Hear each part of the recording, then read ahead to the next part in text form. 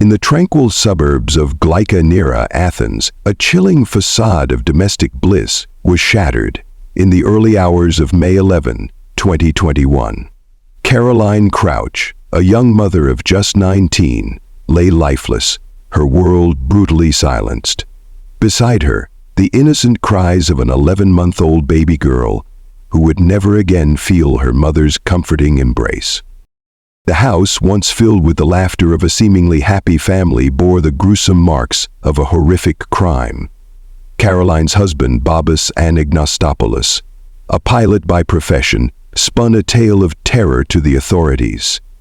He claimed that masked robbers had violently stormed their sanctuary, seeking treasures but leaving behind a trail of irreversible sorrow. According to Babis, these intruders tortured them, demanded money, and ultimately murdered Caroline in cold blood, all while their daughter Lydia lay nearby. As the sun rose over Athens that day, the community reeled in shock, and the nation empathized with the grieving widower.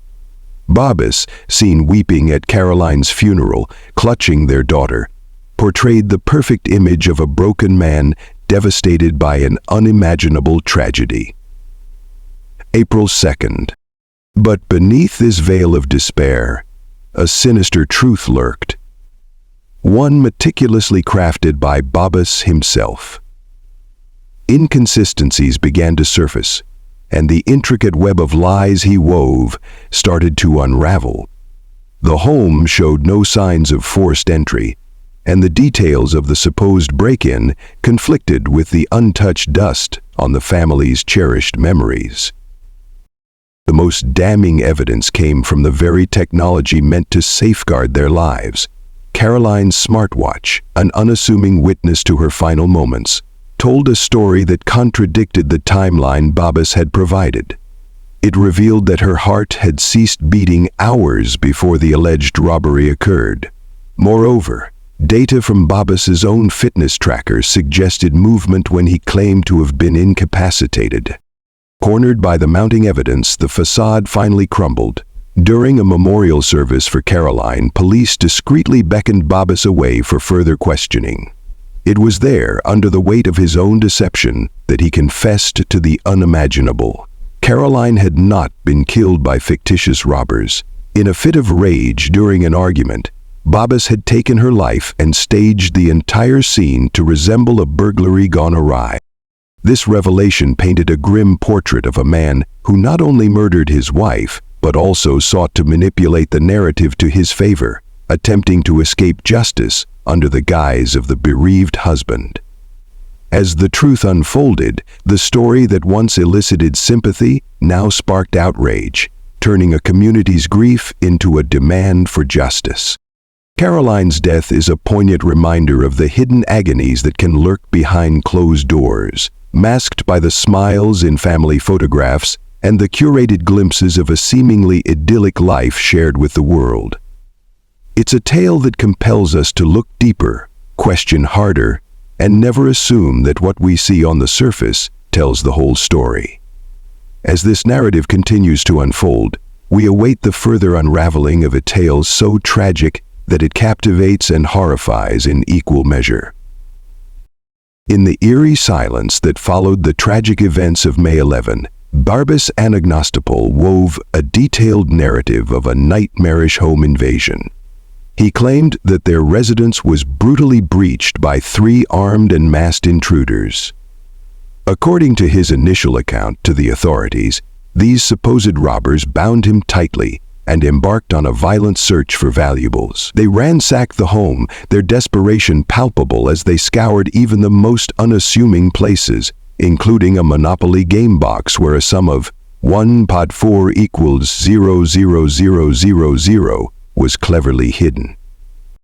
Babis described a scene of calculated cruelty, painting a picture of himself as a helpless witness, restrained and unable to intervene, as the life of his young wife Caroline was cruelly snuffed out in front of their infant daughter.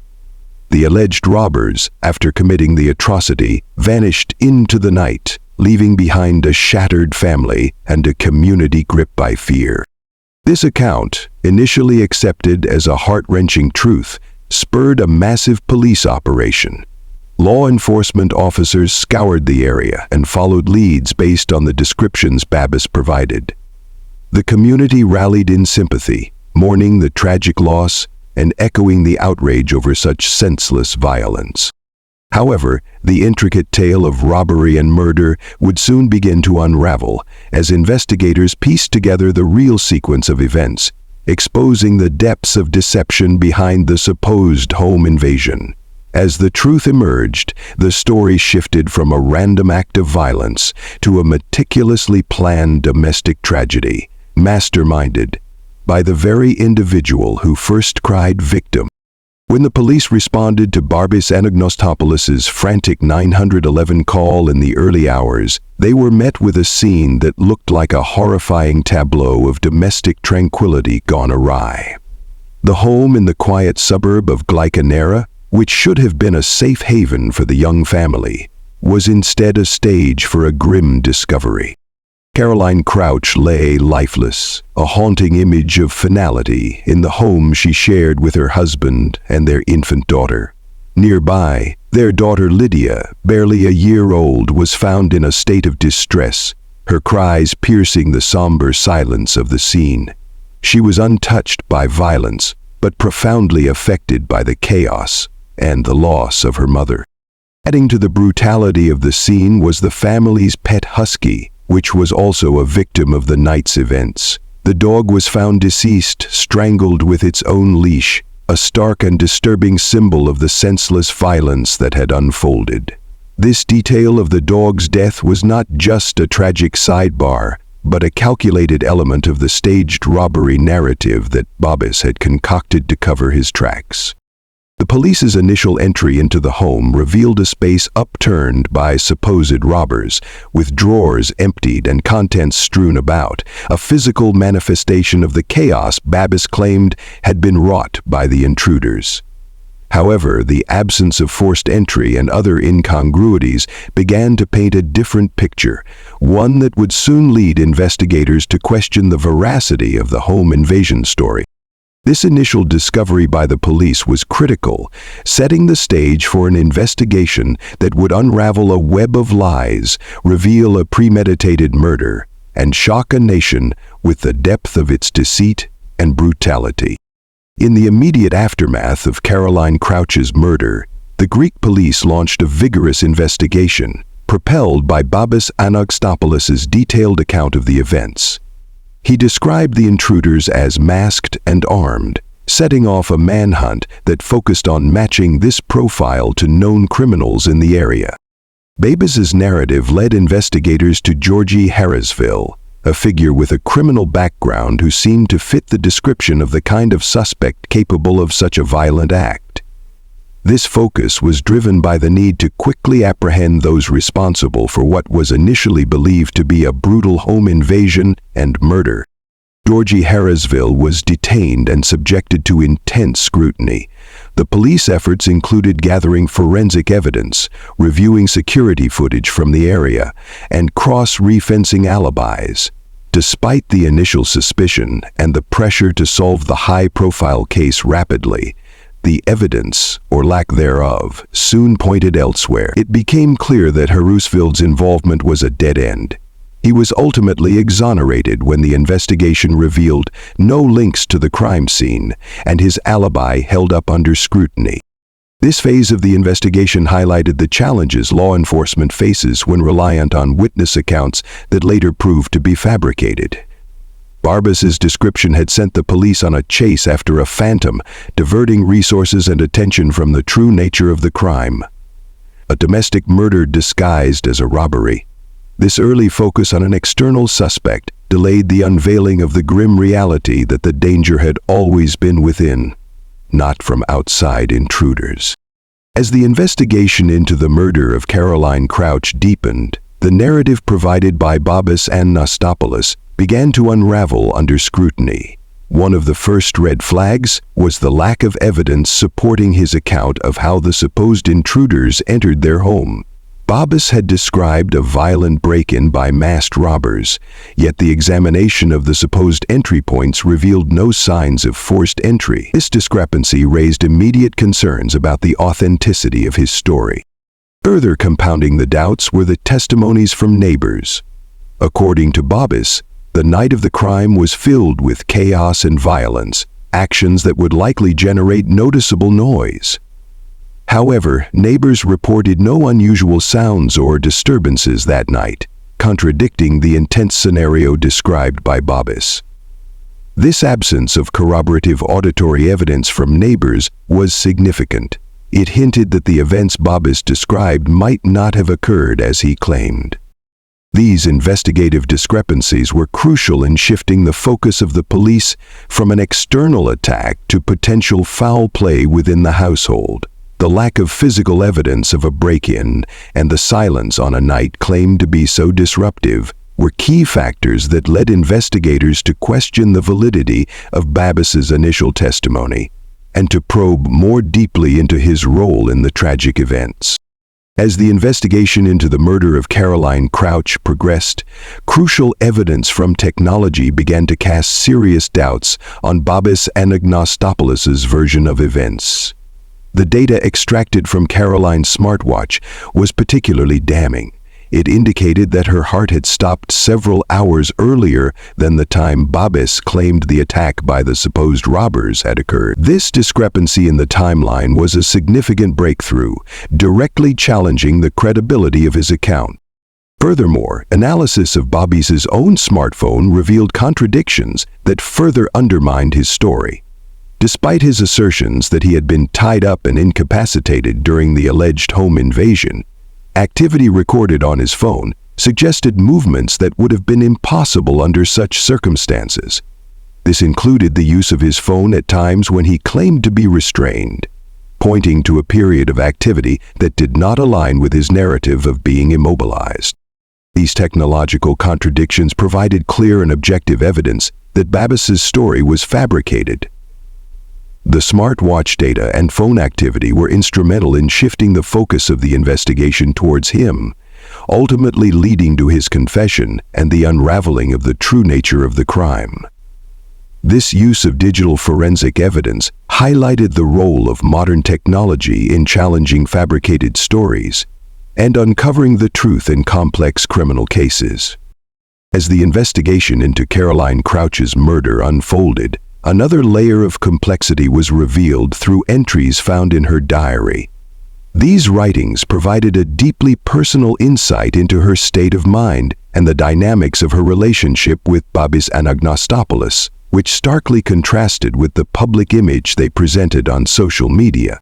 Caroline's diary entries suggested she was deeply unhappy and felt trapped in her marriage. She wrote about contemplating leaving Babis, revealing ongoing emotional turmoil and dissatisfaction that belied the couple's outward appearance of happiness.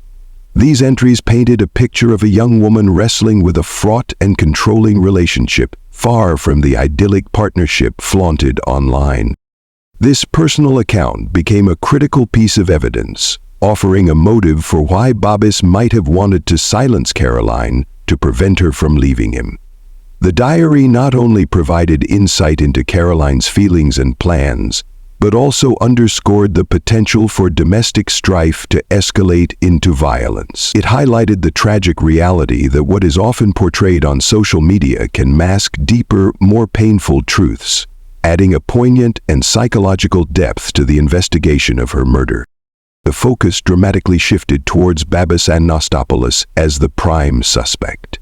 This shift was precipitated by a growing body of evidence that increasingly contradicted his initial narrative of a home invasion. Key elements such as the timeline discrepancies revealed by Caroline's smartwatch, the suspicious activity detected on Babis's phone, and insights from Caroline's diary all played critical roles in casting doubt on his version of events. Technological data provided undeniable evidence that directly challenged Babis's account, showing that Caroline's death occurred at a time when Babis claimed they were both being attacked by intruders. Moreover, his own phone data suggested movement and activity at times he claimed to be incapacitated and bound. The personal revelations found in Caroline's diary further underscored a motive, painting a picture of a deeply troubled relationship, with Caroline expressing desires to escape a controlling and unhappy marriage. Confronted with this overwhelming evidence, the pressure on Bobby's intensified. It was during an intense police interrogation, following his initial detainment under the pretense of a new lead in the case, that Bobby's finally confessed to the murder of his wife. He admitted to staging the robbery and killing Caroline in a fit of rage during an argument, subsequently crafting an elaborate cover-up that included the false narrative of the home invasion and even the killing of their family dog to support his story.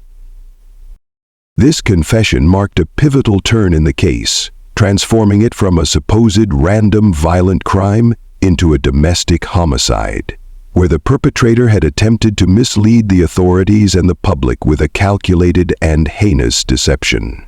This shift not only led to Bobby's arrest and charge, but also cast a spotlight on the darker realities often hidden behind closed doors, even in seemingly happy households. Under the mounting weight of irrefutable evidence and facing intense scrutiny, Bobby's Anagnostopoulos eventually crumbled under the pressure of interrogation. He confessed to the premeditated murder of his wife, Caroline Crouch, during an argument. Bobby's admitted that the narrative of a home invasion he had so elaborately concocted was entirely fabricated, designed as a diversion to mislead the investigation. His confession marked a significant breakthrough in the case, leading to his arrest and subsequent legal proceedings. Bobby was charged with premeditated murder among other charges, including animal cruelty for the killing of their family dog and providing false statements to the police. The trial captured significant media attention, laying bare the details of his deception and the tragic dynamics of their domestic life. Ultimately, Bobby's Anagnostopoulos was convicted of these charges. The court sentenced him to life imprisonment for the murder of Caroline, reflecting the severity of his actions and the calculated nature of his crime. This conclusion brought a somber resolution to a case that had gripped the nation, highlighting the devastating impact of domestic violence hidden behind closed doors. The tragic case of Caroline Crouch, manipulated and murdered by her husband Bobby's Anagnostopoulos, stands as a harrowing reminder of the realities of domestic violence hidden behind closed doors. This story, shocking not only for the brutality of the act, but for the depth of deception involved, has stirred public discourse on the importance of recognizing and addressing signs of domestic abuse. It also emphasizes the critical need for vigilance and thorough investigation in domestic violence cases, ensuring that victims are heard and perpetrators are held accountable. For those moved by Caroline's story or concerned about domestic violence, I encourage you to support local and national domestic violence resources. Educate yourself about the signs of domestic abuse and advocate for policies that protect victims and hold abusers accountable. If you or someone you know is experiencing domestic violence, please reach out to organizations such as the National Domestic Violence Hotline for help and guidance. As we reflect on this case, let it strengthen our resolve to support survivors, educate our communities, and push for changes that can prevent such tragedies in the future. Caroline's story, while devastating, can be a catalyst for change, reminding us of the urgency to act against domestic violence.